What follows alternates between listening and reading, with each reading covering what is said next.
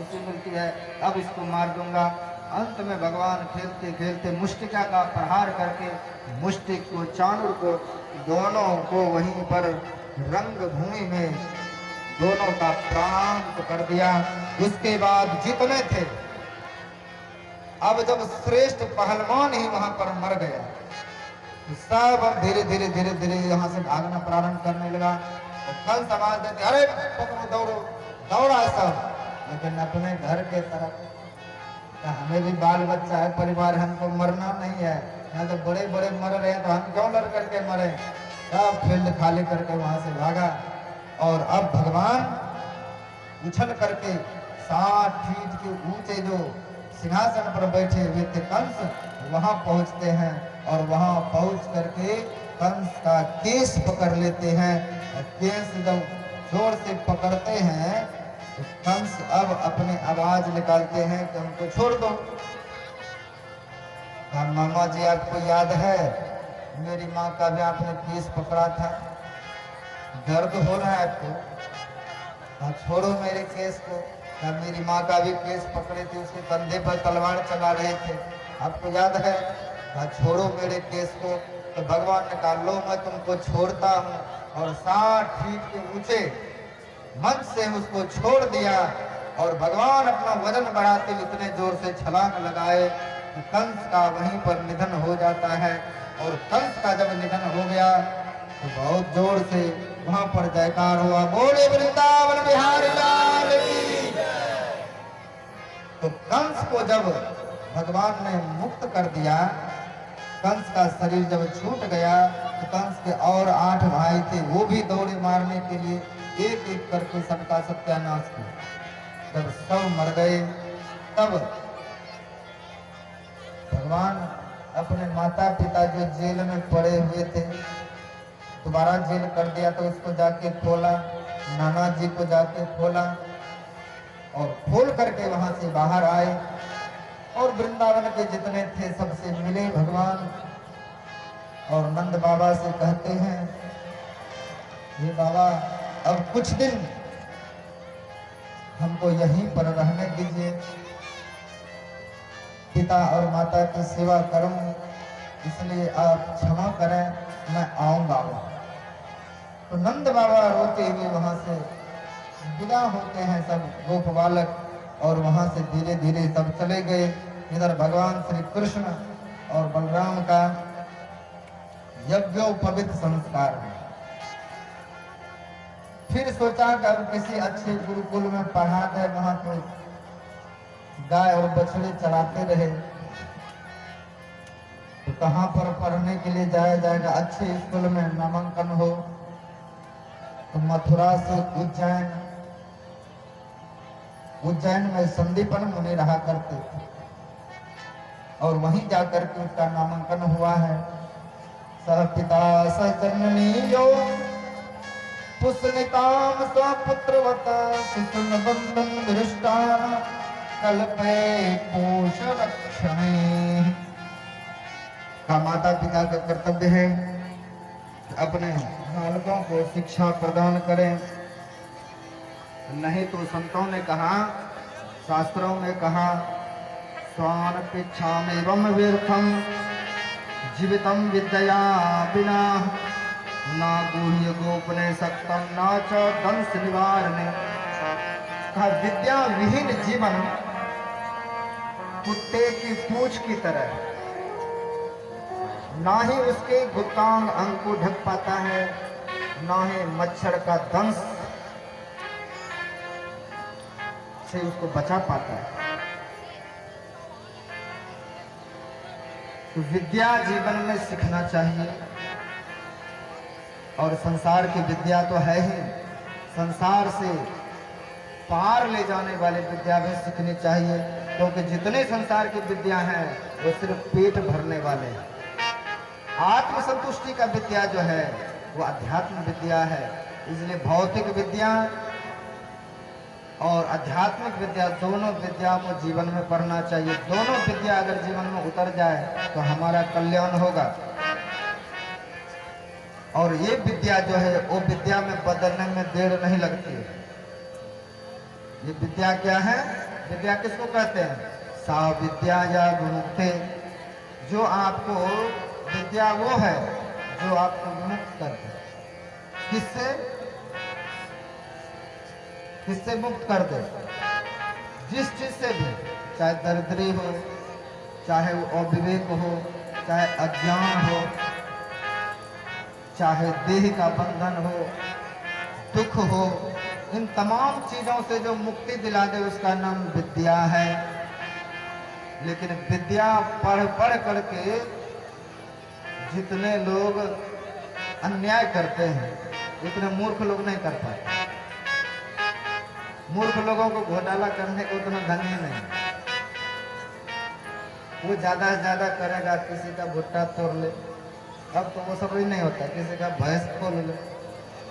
लेकिन जो सबसे पढ़े विद्वान है, पढ़े लिखे, जो धरती के पढ़े लिखे हैं, वो बैठे बैठे नेट से दूसरे का पैसा निकाल लेता है, एटीएम तोड़ लेता है।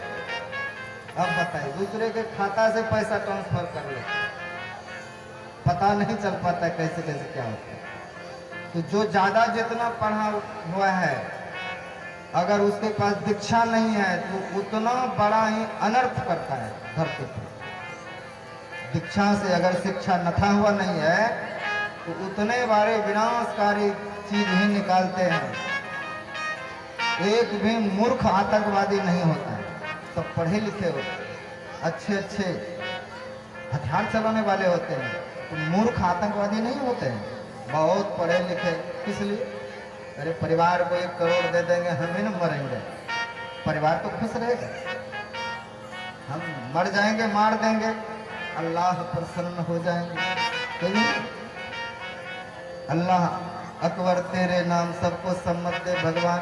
ऐसे परमात्मा जो है जिसके नजरों में वह अल्लाह भी मेरा है, राम भी मेरा है, लेकिन उसके नाम पर कितना कुछ हो रहा है।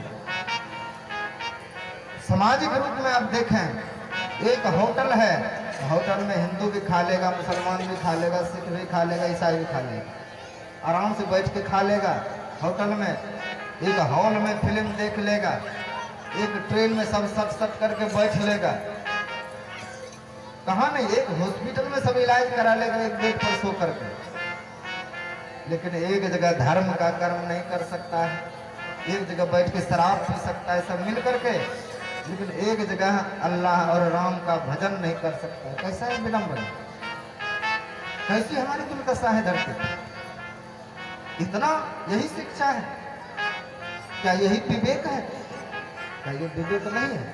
मानवता में प्रेम हो, मानवता, मानव मानव सब एक है, सब में प्रेम हो, लेकिन कैसी विद्या है, तोड़ो फोड़ो राज करो भाई।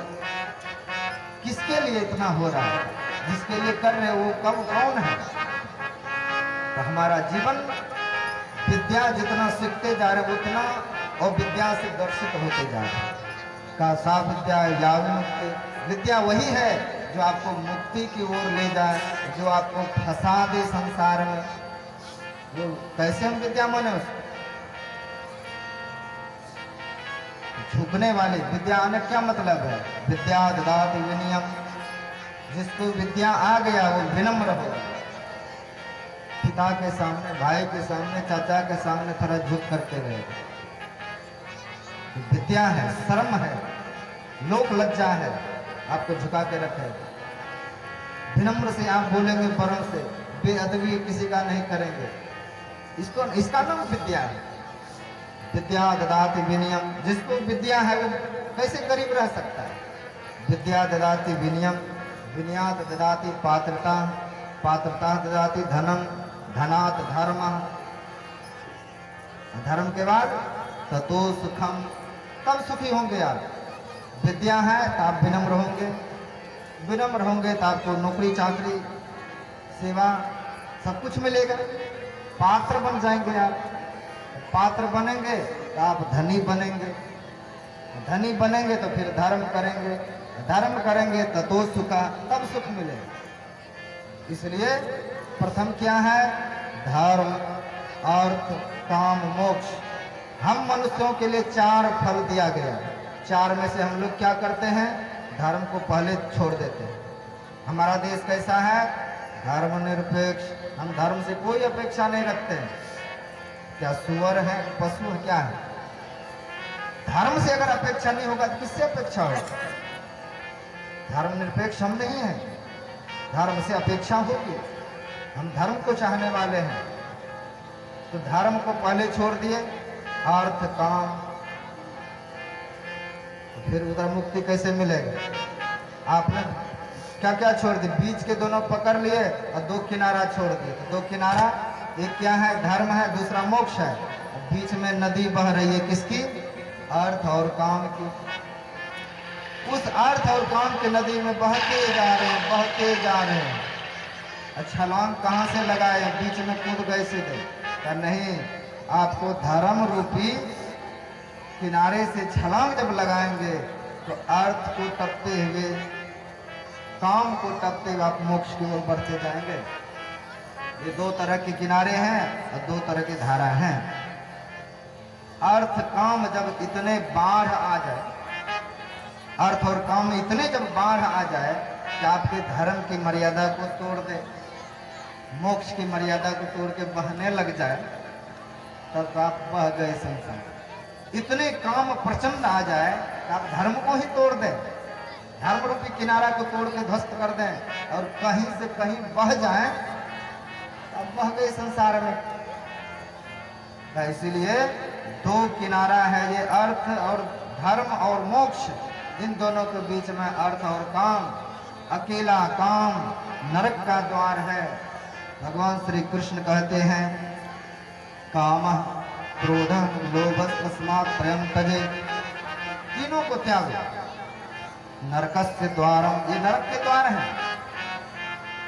जो नरक के द्वार हैं वो अगर धर्म से जुड़ जाए तो मोक्ष के द्वार तक ले जाने वाला है।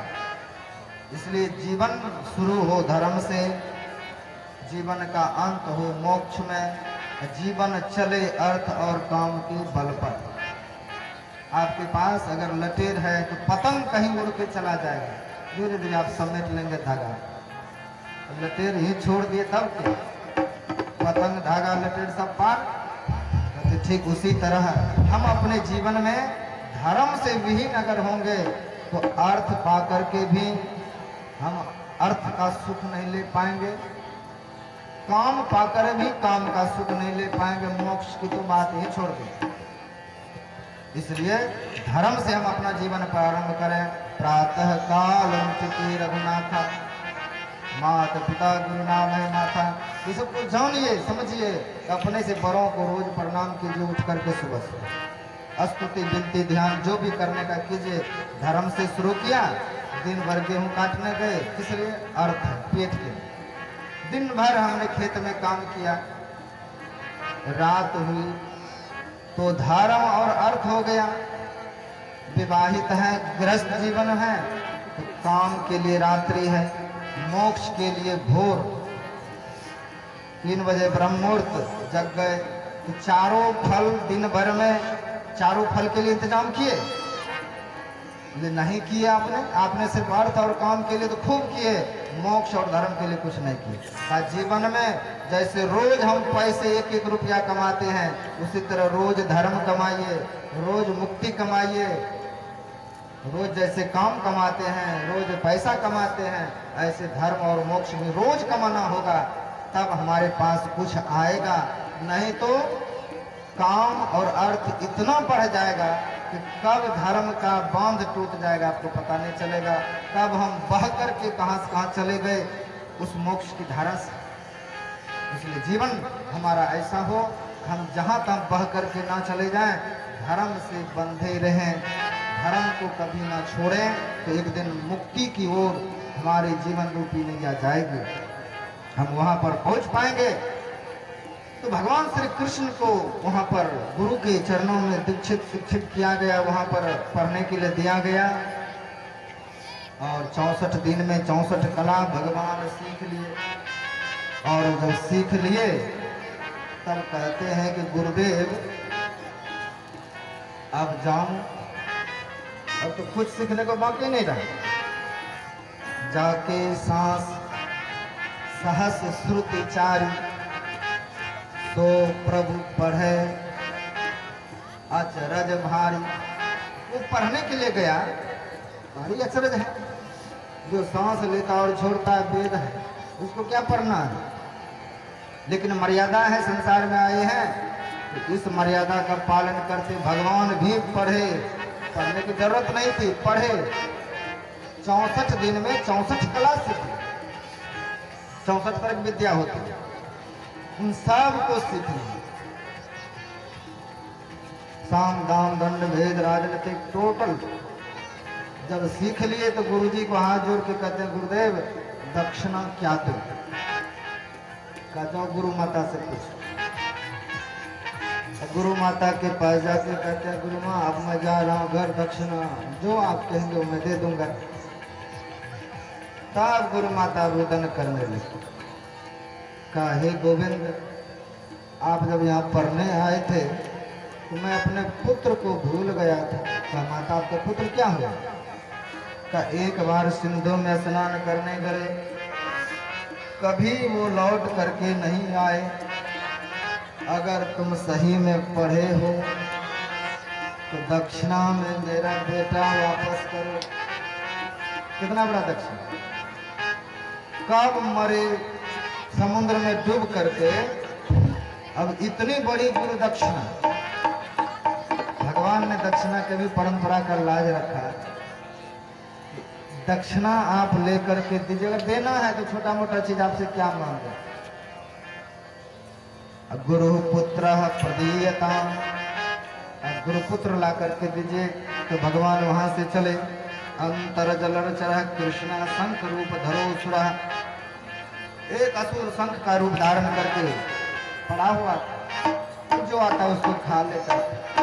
भगवान ने पकड़ा, पहले उसको मारा, मार करके देखा शंख में भी नहीं था। फिर वह शंख लिया और यहाँ से बजाते हुए भगवान संयमनीपुरी पहुंच गया। गत्वा जनार्दना शंखम प्रसन्यो सहलायुधा, भयंकर शंख का ध्वनि किया। और जब शंख का ध्वनि की तो यमराज वहां से दौड़ते हुए बाहर निकले यमलोक से। और यमराज जब बाहर निकले तो, हे गोविंद क्या हुआ, आप यहाँ आए, आप हमें बुला लेते। क्या एक बात बताओ, मेरे गुरुदेव का पुत्र यहाँ है? पर वो है तो जरूर, लेकिन उसका बहुत कर्म बाकी है। लाओ कॉपी कलम, बाकी क्या बाकी है उसका? का अभी उसको यहाँ बहुत दिन रहना है। अब बहुत दिन अब रहना नहीं, मैं आ गया हूँ, इसलिए उसका कर्म धर्म को जला खाक कर देंगे तुमको तात। लाओ उसकी कॉपी को। चित्रगुप्त ने अपना डायरी दिया, वहाँ सब काट पीट कर दिया, जिसको गुरुदेव के यहाँ भेजो। उस जीव को वहाँ से छोड़ा गया। भगवान ने उसको पुनः शरीर प्रदान किया और गुरुजी को जाकर के वह पुत्र दे दिया, जिसका नाम था पुनर्दत्त। तो पुनर्दत्त नाम के पुत्र को अपने गुरुदेव को सौंप करके फिर गुरु ने बहुत आशीर्वाद दिया। हे कृष्ण, हे बलराम, तुमको जो मैंने सिखाया है यह ज्ञान कभी नहीं मिटेगा और तुम्हारी कीर्ति जब लग सूरज चंद्र रहेगा तब तक होगा। तो गुरु प्रसन्न होकर के कृपा करके संदीप ने ऋषि ने भगवान कृष्ण को बहुत सारे उपदेश दिए, आदेश दिए और भगवान आए। जब पुनः मथुरा आ गए तो मथुरा में आकर के भगवान खाना पीना उसको अच्छा नहीं लगता। वृंदावन का मुख करके वो रोते रहता था और वृंदावन के जो भक्त थे वहां से पड़े पड़े यमुना के किनारे बैठ करके, एक गंग नाम के कवि कहते हैं, जिस दिन से भगवान कृष्ण वृंदावन छोड़ करके गए हैं, ता दिन ते यमुना भई काली। काली क्यों हो गई? तो गोपियां लोग इतने रोती हैं, इतने रोते हैं कि उनके आंखों के काजल के धोवन से यमुना काली हो गई। काली काली यमुना बह रही है। सभी वहाँ के प्रियजन भक्तजन वहीं से यमुना में पुष्प अर्पण करते हैं कि मेरे गोविंद अगर नहाने आ जाए तो पहचान लेंगे किसने दिया है ये। और भगवान जब जब ये स्नान करने जाते हैं तो उस कमल को, पुष्प को देख करके समझ जाते हैं कितनी विह्वलता है, कितने समर्पण है, कितने भक्ति हैं। और बारंबार भगवान रुदन करते हैं उधर मुख करके। एक दिन उसका जो परम सखा था उसने देख ली, वृष्णिनाम परवरो मंत्री कृष्णस्य तैतः सखा शिष्यो बृहस्पति साक्षात उद्धवो उद्देशतमः। जो बृहस्पति जी के शिष्य थे, वृष्णि नाम मंत्री, वृष्णि वंश के मंत्री थे और भगवान कृष्ण के सखा थे, ऐसे बुद्धिमान उद्धव जी से भेंट हुई। देखा उसको रोते हुए, कहा क्यों रो रहे हो? कहा वहां के गोपियां लोग बहुत याद करते हैं, चले जाओ। कहा जाएंगे नहीं, आपको जाना है। तो किसके लिए रोते हो, क्यों रोते हो? कहा ये बात हमको समझा दिए, हम तो समझ जाएंगे, लेकिन वृंदावन की जो भक्तिन है उसको कौन समझाए? जाइए उसको समझाने के लिए। वो अगर समझ ले तो आप उसको समझा करके आइए। एक बार भगवान सबकी परीक्षा लेना चाह रहे थे। जब भगवान द्वारकापुरी में थे तो एक बार भगवान के पेट में भयंकर पीड़ा, दर्द हुई। और जब दर्द हुई तो भगवान के जितने भक्तजन थे सब ने कहा प्रभु आपके लिए क्या करूं, क्या आदेश है, क्या दवा दूं, कितना पैसे लगेंगे, सब व्यवस्था करने लगे। तो भगवान कहते हैं अगर कोई भक्त अपना चरण का धूली, चरणामृत हमको दे दे, इससे मेरा पेट का दर्द चला जाएगा। अब सब अपने आप को पीछे कर लिया कि भगवान को चरण धूली देंगे तो नरक में जाना पड़ेगा, कोई देने के लिए तैयार नहीं है। नारद जी परेशान, कहां से लाएं? नारद जी को स्वयं पता नहीं चला कि मैं भी भक्त हूं। अंततः नारद जी को कहते कि जाइए आप वृंदावन। और वृंदावन जब गए हैं तो वहां की जितनी गोपियां थी उनको जाके कहते कि हे देवियों, गोविंद के पेट में बहुत दर्द है। गोपियां लोग छटपट करने लगी, क्या कैसे है मेरे गोविंद? का दर्द से बेचैन है। क्या उसके लिए कोई वैद्य नहीं है, दवा नहीं है? का दवा तो है, कोई देता नहीं। का क्या चाहिए? का भक्तों की चरण धूली चाहिए। सभी गोपियों ने अपना पैर आगे कर दिया, नारद जी ले जाइए जितना लेना। का तुम लोग पगली हो? का पगली का मतलब?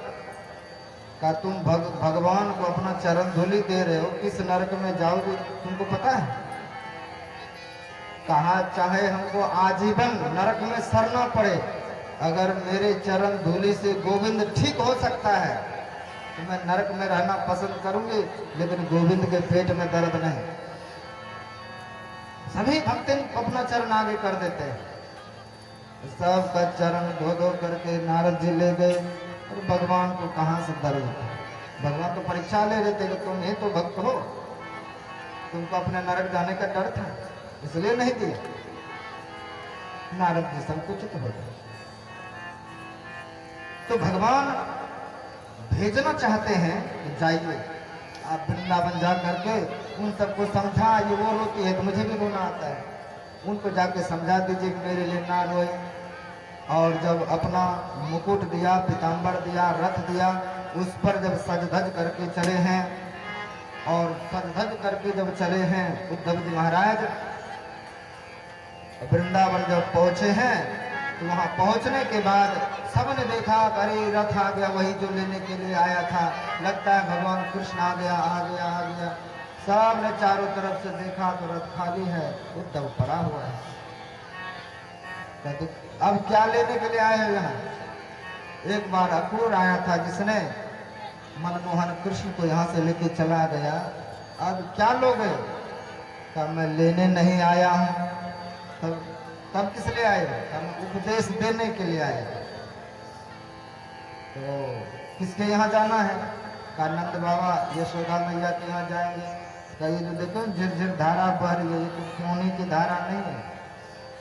नंद बाबा यशोदा मैया इतनी रो रही है, उसके वियोग में उसकी अश्रु की धारा है। इस धारा को पकड़ते हुए चले जाना, सीधे नंद भवन पे चले जाओ। इतना विरह है, सीधे वहीं पर चले जाओगे। उस धारा को पकड़ते हुए उद्धव जी धीरे धीरे जब वहां पहुंचते हैं और पहुंच करके उद्धव जी नंद बाबा को बहुत सुंदर सुंदर उपदेश करते हैं। वहां जाने के बाद कहते हैं नंद बाबा बहुत स्वागत सत्कार किया। गोपियों ने देखा, देखने के पश्चात उनको तरह तरह से उपदेश देना चाहा। हे नंद बाबा, आप किसके लिए रोते हैं? आंख बंद करके देखिए, वह ब्रह्म तो आपके भीतर में है। वो ना किसी का बेटा है, ना वो जन्म लेता है, अविनाशी है, ये है वो है। ब्रह्म का स्वरूप का वर्णन करने लगा क्योंकि वो ज्ञानी था। तो नंद बाबा कहते हैं हे उद्धव, तुम कैसे कहते हो जन्म नहीं लेता? उसको मैं गोद में खिलाया, उसको अपने उंगली पकड़ के चलना सिखाया, पैर से वो चला है, मेरी आंगन में दौड़ा है, मेरे गोद में खेला है। कैसे तुम कहते हो वो ब्रह्म चलता नहीं है? कैसे नहीं चलता है? वो बिना कान के भी सुनता है, चलता भी है, नहीं भी चलता है। बहुत तरह के उपदेश हुआ। नंद बाबा अपना दुख सुनाते हैं। कहा चलो, तुम्हें अगर वो ब्रह्म दिखता है तो ब्रह्म देखो, लेकिन मेरा वो बेटा है और मुझसे दूर है। जितने वहां गोपियां थी वो तो मूर्छित अवस्था, सब वन में रहा करते थे राधा रानी के संग में, जिसको संसार का कुछ भी नहीं भाता था और सिर्फ अकेले परी परी उन्मुनी अवस्था में रहने वाली वो साधिकाएं सब उस साधना के सर्वोच्च स्थान पर पहुंची हुई सभी गोपियां। और उद्धव जी जब जाते हैं वहां पर, उद्धव जी के जाते ही वहां गोपियां लोगों ने जब देखा यहाँ पर एक भ्रमर गीत है। उद्धव जी जब उन गोपियों के झुंड में जाते हैं, एक भंवरा आता है, एक भंवरा। अब भंवरा जब वहां गुंजार करने लग जाते हैं तो भंवरा को देख करके उपदेश करते हैं गोपियां, और उद्धव को देख करके अरे भंवरा, जैसा तू है ऐसे ही मेरे स्वामी काले काले। जिस तरह से तुम एक पुष्प पर बैठते हो, उसका पराग पी लेते हो, फिर दूसरे पुष्प पर जाते हो, ऐसे ही वो छलिया था। इसी तरह से उसने ना जाने सब पुष्प का पराग पिया और पी पी करके चला गया। सब काले काले छलिए, कपटी हैं, ये हैं, वो हैं, बहुत तरह के गाली दिए। उद्धव जी को देख रहे हैं लेकिन बात कर रहे हैं भंवरा। तो उद्धव जी ने भंवरा को ही कहा वो छलिया नहीं है। अरे देवियों, तुम उसके लिए क्यों इतना रो रही हो, दुख कर रही हो? ध्यान करो उसका। का फिर मैं कर क्या रहा? बार बार चिंतन उसी के बारे में हो रहा है, उसी की चर्चा होना, सत्संग है, उसी को देखने की प्यास भरना, आंखें बंद करके बेहोश हो जाती हैं। ये ध्यान नहीं है तो और क्या है? गोपियां ध्यान भी करती थी, मग्न भी होती थी, रोती भी थी, विरह भी तड़पती थी। तो सब ने इस तरह से, सब तरह से कहा खगाह हित वृक्षम वृक्षम भुक्त्वा चातिथो गृहम दुग्धम मृगास्तथारण्यम जारो भुक्त्वा रताम स्त्रियः। कहते जिस तरह से पक्षी फल खाने के बाद वृक्ष की ओर नहीं देखता, अतिथि भोजन कर लेने के बाद उस घर से निकल के चला जाता, दोबारा नहीं पहुंचता, बछड़े दुग्ध पी